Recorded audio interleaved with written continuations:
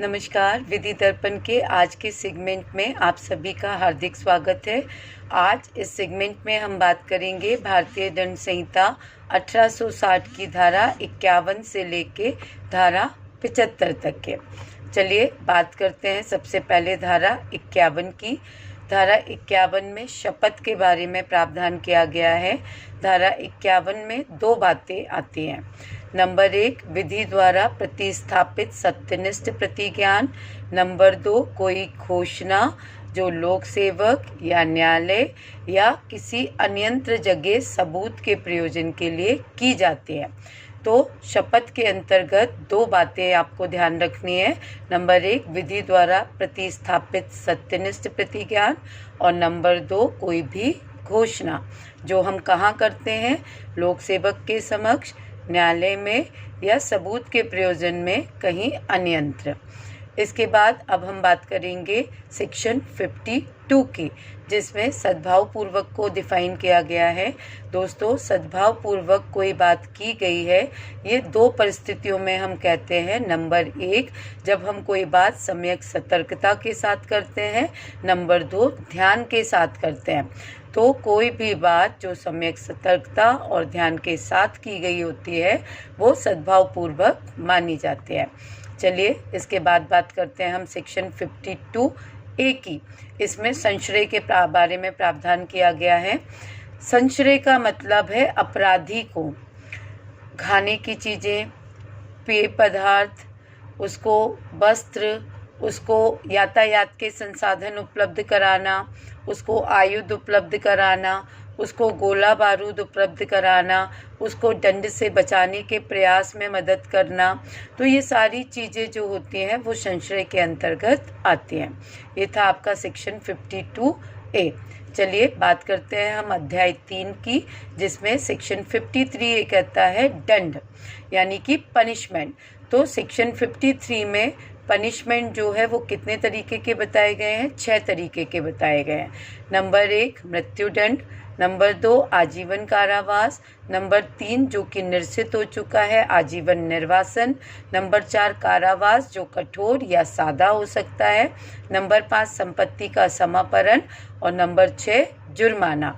तो कुल 6 प्रकार के दंड धारा 53 में बताए गए हैं। इसके बाद अब हम बात करेंगे सेक्शन 53A की, जिसमें आजीवन निर्वासन को डिफाइन किया गया है। तो जहाँ कहीं भी आजीवन निर्वासन शब्द आए वहाँ पे उसका अर्थ आजीवन कारावास लगाया जाएगा। चलिए ये था सेक्शन 53A। अब हम बात करेंगे सेक्शन 54 की। सेक्शन 54 में बात की गई है मृत्युदंड का लघुकरण। तो मृत्युदंड का लघुकरण समुचित सरकार करती है, अपराधी की सम्मति से या अपराधी की सम्मति के बिना। चलिए बात करते हैं सेक्शन 55 की। सेक्शन 55 में है आजीवन कारावास का लघुकरण। तो मित्रों, मृत्युदंड की तरह ही आजीवन कारावास का लघुकरण भी समुचित सरकार करती है, चाहे सहमति से या अपराधी की सहमति के बिना। इसके बाद चलिए अब हम बात करेंगे सेक्शन 55A की, जिसमें समुचित सरकार को बताया गया है। तो कोई भी मामले जिसमें मृत्युदंड का दंडादेश हो या जहाँ पे संघ की कार्यपालिका शक्ति का विस्तार हो, उन सभी मामलों में समुचित सरकार का मतलब केंद्र सरकार से होगा। दूसरा, जहाँ कहीं भी मृत्युदंड का मामला हो या ना हो, पर जहाँ पे राज्य की कार्यपालिका शक्ति का विस्तार हो, वहाँ पे समुचित सरकार का जो मतलब होगा दोस्तों, वो राज्य सरकार से निकाला जाएगा। ये था हमारा 55A। 56 रिपील्ड हो चुका है। अब हम बात करेंगे 57 की। सेक्शन 57 में बताया गया है दंडावधियों की भिन्न।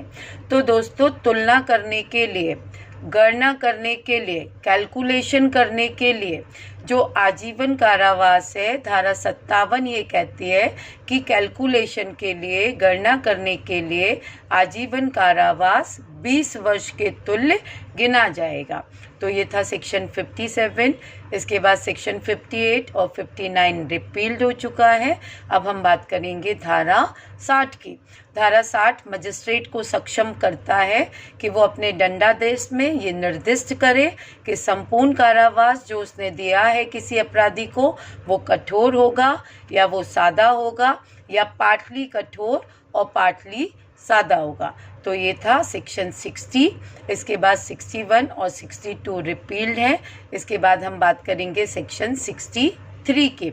सेक्शन 63 कहती है जुर्माने की रकम। तो किसी भी मामले में जिसमें अपराधी कारावास सहित जुर्माने के दंड से दंडित किया गया है या जहां पे कारावास और जुर्माने दोनों से दंडित किया जा सकता था किंतु वो केवल जुर्माने से दंडित किया गया है, उन सभी मामलों में जुर्माने की जो रकम होगी वो कितनी होगी? सेक्शन 63 में हमने पढ़ा कि वो अमर्यादित हो सकती है किंतु वो अत्यधिक नहीं हो सकती। इसके बाद हम बात कर रहे हैं सेक्शन 64 की कि जुर्माना ना देने पर कारावास जो है वो कितना मिलेगा? तो वो मुख्य कारावास के अतिरिक्त मिलेगा। जुर्माना ना देने पर कारावास मिलेगा, वो कारावास मुख्य कारावास के अतिरिक्त होगा। ये था दोस्तों सेक्शन 64। चलिए अब हम बात करते हैं सेक्शन 65 की। सेक्शन 65 कहता है कि जुर्माना ना देने पर कारावास जो मिलेगा वो उस अपराध के लिए वर्णित अधिकतम दंड का 1/4 तक का हो सकेगा, पर किसी भी कंडीशन में 1/4 से अधिक का नहीं होगा। तो ये था हमारा सेक्शन 65। अब हम बात करेंगे सेक्शन 66 की, जिसमें बताया गया है कि जुर्माना ना देने पर किस भांति का कारावास मिलेगा। तो वही कारावास मिलेगा जो उस अपराध के लिए वर्णित धारा में बताया गया है। अगर अपराध के लिए जो मुख्य कारावास है वो कठोर था तो जुर्माना ना देने पर भी कठोर कारावास मिलेगा, और अगर अपराध के लिए सादा कारावास का उपबंध था तो जुर्माना ना देने पर भी सादा कारावास मिलेगा। ये था हमारा सेक्शन 66। इसके बाद हम बात करेंगे सेक्शन 67 की। सेक्शन 67 ये कहता है कि जब केवल अपराध जुर्माने से दंडनीय है, जहाँ पे केवल जुर्माने से दंडनीय अपराध कोई व्यक्ति करता है, वहाँ पे जुर्माना ना देने पर कारावास की अवधि क्या होगी। तो अगर मान लीजिए जुर्माने की रकम 50 रुपये है तो जो कारावास है वो 2 महीने तक का होगा। अगर जुर्माने की रकम 50 रुपये से अधिक किंतु 100 रुपये तक है तो कारावास 4 महीने तक का होगा। और अगर जो जुर्माना है वो 100 रुपये से ऊपर है तो कारावास की जो अवधि होगी वो 6 महीने होगी। पर किसी भी कंडीशन में केवल जुर्माने से दंडनीय अपराधों की दशा में जुर्माना न देने पर 6 माह से अधिक के कारावास का उपबंध आईपीसी में नहीं किया गया है। इसके बाद अब हम बात करेंगे सेक्शन 68 की, जो ये कहता है कि अगर जुर्माना चुका दिया जाए या विधि की क्रिया द्वारा उद्ग्रहित कर लिया जाए तो उस जुर्माने के चुका देने पर या उद्ग्रहित हो जाने पर कारावास पर्यवसित हो जाएगा, यानी जो इम्प्रिजनमेंट है वो टर्मिनेट हो जाएगा। इसके बाद हम बात करेंगे सेक्शन 69 की। सेक्शन 69 कहता है कि अनुपातिक भाग में जुर्माना चुका दिया जाने पर उसके अनुपात में कारावास पर्यवसित हो जाएगा। जैसे अगर किसी व्यक्ति पे 100 रुपये का जुर्माना था और वो नहीं चुका पाया, जिसके बदले में उसे 4 माह का कारावास दिया गया। अगर वो मान लीजिए उसमें से 25 रुपये चुकाता है तो उसका 1 माह का कारावास पर्यवसित हो जाएगा। अगर वो 50 रुपये चुकाता है तो 2 माह का कारावास पर्यवसित हो जाएगा। अगर वो 75 रुपये चुकाता है तो 3 माह का कारावास पर्यवसित हो जाएगा। और अगर वो पूरे 100 रुपये चुकाता है तो उसका पूरा कारावास जो 4 महीने का था वो पर्यवसित हो जाएगा। तो 69 बताती है कि जिस अनुपात में जुर्माना चुकाया जाएगा उसके अनुपात में कारावास जो है वो पर्यवसित हो जाएगा। इसके बाद सेक्शन 70 ये कहती है कि कोई भी कोर्ट जुर्माना 6 वर्ष के भीतर वसूल कर सकता है, और अगर अपराधी को 6 वर्ष से अधिक की सज़ा हुई है तो जब तक उसके कारावास का पर्यवसान नहीं हो जाता तब तक उसका जुर्माना वसूल किया जा सकता है। इसके अलावा अगर इन बिटवीन वो मर जाए, उसकी मृत्यु हो जाए, तो उसकी जो लाइबिलिटी थी अब वो उसकी प्रॉपर्टी पे शिफ्ट हो जाएगी। उसकी मृत्यु उसकी दायित्व से उसको उन्मुक्ति नहीं देते, तो अब उसके मरने के बाद वो दायित्व किसका हो जाएगा दोस्तों? उसकी प्रॉपर्टी का, कि वो ऋण चुकाए। इसके बाद अब हम बात करेंगे सेक्शन 71 की, जहाँ पे कोई बात जो अपराध है कई कार्यों से मिलकर बनी है और हर एक कार्य अपने आप में एक अपराध है, वहाँ उस अपराधी को उस संपूर्ण कार्य के लिए गुरुत्व दंड से दंडित किया जाएगा। उदाहरण के लिए खापे एक प्रहार करता है, एक प्रहार 1 साल के दंड से दंडनीय है। वो 50 प्रहार करता है तो 50 प्रहार के हिसाब से अगर हम हर प्रहार के लिए एक दंड देंगे तो सज़ा होती है 50 साल। अब क्या उसे हम 50 साल के लिए दंडित करेंगे? तो ये धारा कहती है कि नहीं, उसे हम जो परिणाम निकला, जो संपूर्ण मारपीट का परिणाम निकला, हम केवल उस अपराध के दंड से दंडित करेंगे, यानी गुरुत्व दंड से दंडित करेंगे। तो ये था हमारा सेक्शन 71। अब हम बात करेंगे सेक्शन 72 की। सेक्शन 72 में बताया गया है जहाँ पे निर्णय में ये संदेह है कि अभियुक्त पर लगाए गए आरोपों में से उसने कौन सा अपराध किया, तो उसे उन आरोपों में से सबसे निम्न दंड से दंडनीय अपराध से दंडित किया जाएगा। यानी जिस अपराध के लिए सबसे कम दंड होगा उस अपराध के लिए उससे 2 से 2 दंडित किया जाएगा, क्योंकि आपराधिक विधि का ये सामान्य सिद्धांत है कि अगर कोई डाउट है तो बेनिफिट ऑफ डाउट जो होता है वो एक्यूज को दिया जाता है, क्योंकि विधि का ये सेटल प्रिंसिपल है कि 1000 दोषी छूट जाएं पर एक निर्दोष को सज़ा नहीं होनी चाहिए। तो ये था दोस्तों सेक्शन 72। चलिए अब हम बात करते हैं सेक्शन 73 की। सेक्शन 73 में एकांत परिरोध की बात की गई है, यानी कि सॉलिटरी कन्फाइनमेंट की बात की गई है। दोस्तों सेक्शन 73 में जिस एकांत परिरोध की बात की गई है वो कठोर कारावास का एक भाग है। यानी हम कभी भी एकांत परिरोध की सज़ा कब दे सकते हैं? जब कठोर कारावास किसी अपराधी को दिया गया हो। यानी सादा कारावास में एकांत परिरोध की सज़ा नहीं दी जा सकती। तो पहला पॉइंट आपको ये क्लियर हुआ कि एकांत परिरोध जो है वो कठोर कारावास का भाग होता है।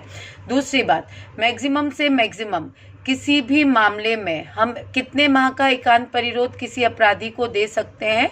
तो उसका आंसर है 3 माह तक।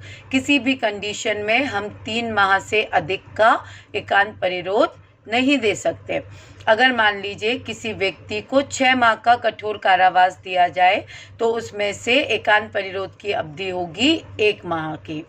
अगर 6 महीने से अधिक किंतु 1 वर्ष तक का एकांत परिरोध कठोर कारावास दिया जाए तो उसमें एकांत परिरोध की अवधि होगी 2 माह। अगर 1 वर्ष से अधिक का कितना भी कठोर कारावास दिया जाए तो उसमें एकांत परिरोध की अवधि होगी 3 माह। यानी किसी भी कंडीशन में 3 माह से अधिक का एकांत परिरोध की सज़ा अपराधी को नहीं दी जा सकती। तो दोस्तों ये था सेक्शन 73। चलिए बात करते हैं सेक्शन 74 की। सेक्शन 74 में एकांत परिरोध की अवधि की बात की गई है। किसी 1 माह में कम से कम 7 दिन के लिए हम उसको एकांत परिरोध में रखेंगे और उतना ही अंतराल होगा। दूसरा, मैक्सिमम से मैक्सिमम हम एक बार में किसी अपराधी को 14 दिन तक एकांत परिरोध में रख सकते हैं। किसी भी कंडीशन में 14 दिन से अधिक एक बार में एकांत परिरोध में नहीं रखा जाएगा। तो ये था सेक्शन 74। चलिए बात करते हैं सेक्शन 75 की। सेक्शन 75 ये कहता है मित्रों कि अगर कोई व्यक्ति आईपीसी के अध्याय 12 या अध्याय 17 में वर्णित किसी ऐसे अपराध से जिसके लिए 3 वर्ष या उससे अधिक के दंड का प्रावधान था, एक बार पूर्व में दोषित हो चुका हो। अगर वो व्यक्ति वैसा ही अपराध या वही अपराध पुनः करता है, यानी दोबारा करता है, तो उस व्यक्ति को जो सजा मिलेगी दूसरी बार दोष सिद्ध होने पर, वो या तो आजीवन कारावास की होगी या दोनों में से किसी भी भांति के कारावास से जो 10 वर्ष तक का हो सकेगा उसे दंडित किया जाएगा। तो ये था दोस्तों सेक्शन 51 से लेके सेक्शन 75 तक। आई होप आपके डाउट्स को क्लियर करने में मैं सफल हुई हूँ। अगर आपने अभी तक इस चैनल को सब्सक्राइब नहीं किया है तो आपसे रिक्वेस्ट है, please like and subscribe my channel और बेल आइकॉन को ऑल पर सेट करें ताकि आगे आने वाली अपडेट्स भी आपको समय पर मिलती रहे। एक बार आप सभी को पुनः नमस्कार। Thank you.